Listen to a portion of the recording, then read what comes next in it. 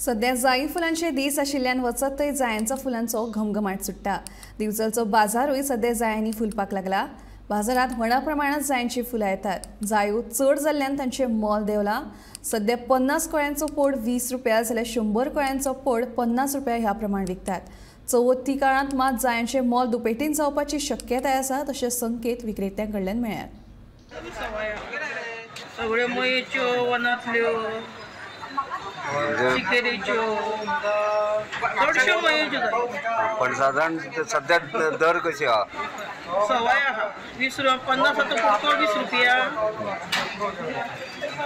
100 50 रुपया।